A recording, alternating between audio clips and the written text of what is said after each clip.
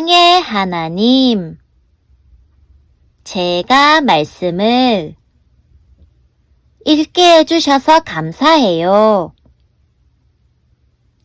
나의 머리로 이해하는 것이 아니라 성령님께서 도와주셔서 하나님의 말씀을 정확하게 깨닫고 힘을 듬뿍 얻게 해주세요.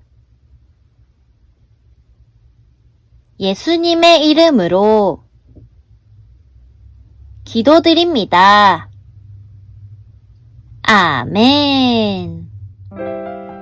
안녕 친구들, 오늘 읽을 말씀은 요한복음 19장이에요. 19장은 우리 예수님께서 채찍질과 조롱을 받으시고 사형 선고를 받으시고 십자가에서 죽으시는 사건 이야기예요. 오늘의 간단 설명. 첫 번째, 가시관. 가시를 엮어서 만든 둥근 면류관 왕관이에요. 로마 병사들이 예수님을 죽이기 전에 더 큰 고통을 주고 아프게 하기 위해서 씌운 것으로 유대인의 왕이라는 예수님의 말씀에 비웃고 놀리기 위한 생각도 있었어요. 두 번째, 십자가. 십자 모양으로 된 사형 틀이에요. 십자가형은 세상에서 제일 잔인한 형벌로 극악한 범죄자나 왕의 건의에 도전한 반역자에게만 가해졌어요. 자신이 매달리게 될 무거운 십자가를 직접 들고 가야 했고요. 십자가에 달릴 때의 고통은 말로 표현할 수 없을 정도로 심했기 때문에 그 고통을 덜어주기 위해 모략을 탄 마취제인 신포도주를 먹이는 경우도 있었어요. 십자가형 마지막에는 죄수들이 죽었는지 확인하기 위해서 망치로 다리를 쳤는데 예수님께서는 이미 돌아가셨기 때문에 창으로 옆구리를 찔러서 확인했어요. 유대인들은 나무에 매달려 죽임당한 자는 저주받은 자로 생각했는데 예수님의 십자가형은 사람들이 보기에 저주의 상징이었어요.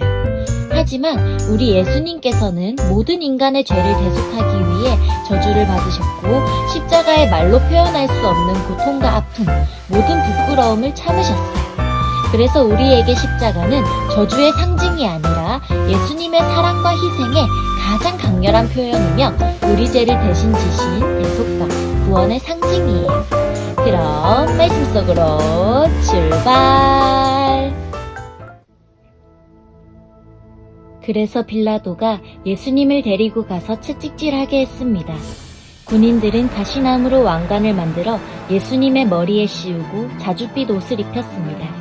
그런 다음 그들은 여러 차례 예수님께 와서 유대인의 왕 만세! 라고 말하며 얼굴을 때렸습니다. 빌라도가 또다시 관저 밖으로 나와서 사람들에게 말했습니다. 자, 내가 예수를 당신들에게 데리고 나오겠소. 내가 그를 고소할 아무런 죄도 발견하지 못한 것을 당신들은 알게 될 것이요.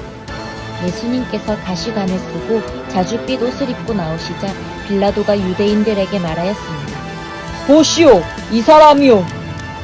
대제사장들과 성전 경비병들이 예수님을 보고 목소리를 높여 외쳤습니다. 십자가에 못 박으시오. 십자가에 못 박으시오. 빌라도가 그들을 향해 이렇게 말했습니다. 당신들이 이 사람을 데리고 가서 십자가에 못 박으시오. 나는 그에게서 아무 죄도 찾지 못했소. 유대인들은 우리의 법대로 하면 그는 당연히 죽어야 합니다. 자기를 하나님의 아들이라고 주장하니 말입니다. 라고 우겼습니다. 빌라도는 이 말을 듣자 더욱 두려워하였습니다. 그래서 그는 다시 관저로 들어가 예수님께 당신은 어디서 왔소? 라고 물었습니다. 그러나 예수님께서는 그에게 대답하지 않으셨습니다. 빌라도가 예수님께 말했습니다. 나에게 대답을 하지 않을 작정이요. 나에게는 당신을 놓아줄 권한도 있고 십자가에 못 박을 권한도 있다는 것을 알지 못하오?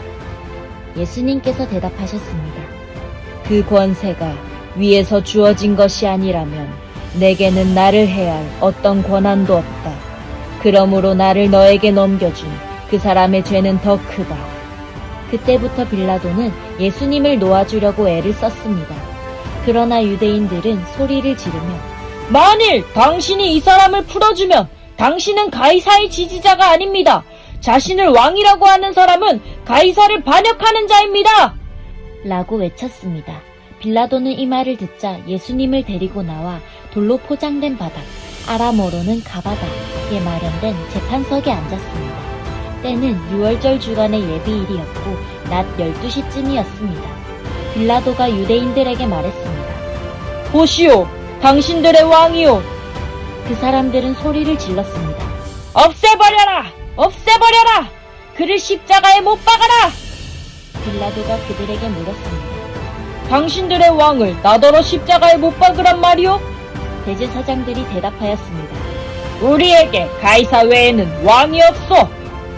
그래서 빌라도는 예수님을 십자가에 못 박도록 그들에게 넘겨주었습니다. 군인들이 예수님을 데리고 갔습니다.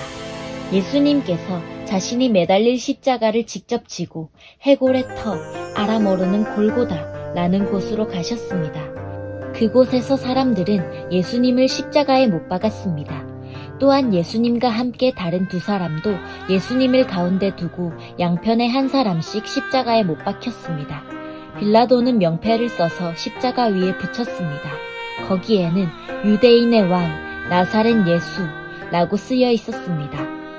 많은 유대인들이 그 명패를 읽을 수 있었던 것은 예수님께서 죽으신 곳이 예루살렘 성에서 가깝고 그 명패는 아람어, 라틴어, 그리스어로 씌여 있었기 때문입니다. 유대인의 대제사장들이 빌라도에게 유대인의 왕이라 쓰지 말고 나는 유대인의 왕이다 라고 쓰십시오 하면서 억지를 부렸습니다. 빌라도는 나는 내가 쓸 것을 썼을 뿐이다 라고 대답했습니다. 군인들은 예수님을 십자가에 못 박은 뒤에 그의 옷을 4조각으로 나누었습니다. 그리고는 저마다 한 조각씩 나누어 가졌습니다. 그들은 속옷도 가져갔는데 그 옷은 위로부터 아래까지 완전히 통으로 짠 것이었습니다. 그래서 군인들은 이것은 찢지 말고 제비를 뽑아 누가 가질지 정하자 라고 말하였습니다. 이런 일이 일어난 것은 그렇게 되리라고 말한 성경 말씀을 이루기 위해서였습니다. 그들이 자기들끼리 내 옷을 나누고 내 옷을 가지려고 제비 뽑나이다. 예수님의 십자가 곁에는 예수님의 어머니와 예수님의 이모와 글로바의 아내 마리아와 막달라 마리아가 서 있었습니다.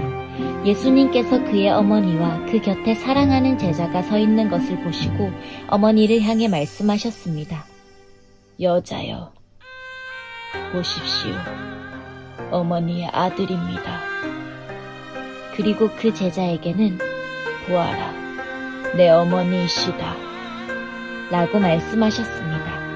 그때부터 이 제자는 예수님의 어머니를 자기 집에 모셨습니다. 이후에 예수님께서는 이미 모든 것이 이루어진 줄 아시고 성경이 성취되도록 하기 위하여 내가 목마르다 라고 말씀하셨습니다. 그곳에 신포도주가 담긴 항아리가 있었습니다. 군인들이 해면을 신포도주에 흠뻑 적셔서 우술초 막대기에 매달아 예수님의 입으로 가져갔습니다. 예수님께서는 신포도주를 맛보신 다음 다 이루었다 라고 말씀하셨습니다. 이 말씀을 하신 후 고개를 아래로 떨구시고 운명하셨습니다. 이날은 예비일이었고 다음 날은 안식일이었습니다. 유대인들은 안식일에 시신을 십자가에 그대로 두고 싶지 않았습니다. 그래서 빌라도에게 시신의 다리를 부러뜨리고 그 시신을 십자가에서 내려달라고 부탁했습니다. 군인들이 가서 예수님과 함께 못 박힌 첫 번째 사람의 다리와 또 다른 사람의 다리를 부러뜨렸습니다. 그러나 군인들이 예수님께 갔을 때에 그들은 예수님께서 이미 돌아가신 것을 알고는 그분의 다리를 부러뜨리지 않고 창으로 예수님의 옆구리를 찔렀습니다. 바로 피와 물이 쏟아져 나왔습니다. 이것을 본 사람이 증언한 것이니 그의 증언은 참됩니다. 그는 자기가 진리를 말하고 있다는 것을 알았습니다. 그가 이렇게 말한 것은 여러분들도 믿게 하려는 것입니다. 이런 일이 일어난 것은 그의 뼈가 하나도 부러지지 않을 것이다 라고 쓰여진 성경 말씀을 이루기 위해서입니다. 또 다른 성경에는 그들은 자기들이 찌른 사람을 볼 것이다 라는 말씀이 있습니다. 이 일이 일어난 후 아리마대 사람 요셉이 빌라도에게 예수님의 시신을 가져가겠다고 요청하였습니다.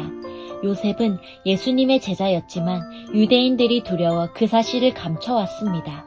빌라도가 허락하자 요셉이 와서 예수님의 시신을 가져갔습니다.